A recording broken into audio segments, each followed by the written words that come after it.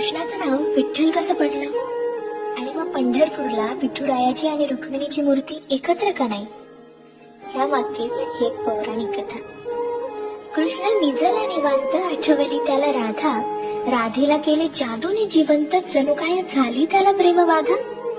समोरून आली रुक्मिणी, कृष्णासंग राधास पाहिली, डोळे झाले लाल लाल, म्हणे मी कृष्णा सोडून चालली.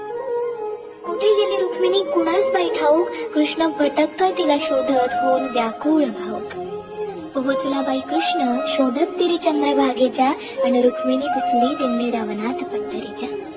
कृष्ण म्हणवितो रुक्मिणीस, पण ती रुसलेली फार, म्हणतो कसा, अगं रुक्मिणी कसा करू मी तुझ्या विना वैकुंठाचा संसार. रुक्मिणी नाराज, त्यातच कृष्णास आठवे भक्त एक थोर, नाव त्याचे पुंडलिक, लय गुणाचं ते पोर.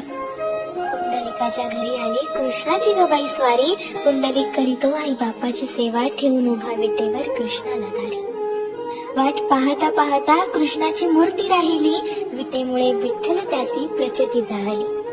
28 युगे झाली लांब उभी राहुनी, रुक्मिणी रुसवातो धरी, अवघ्या भूमंडळाचा संसार बघत विठ्ठल उभा विटेवरी. भूमंडळी म्हणे विठ्ठलास बाप, आणि रुक्मिणी साई, आणि बोला जय जय विठो बालक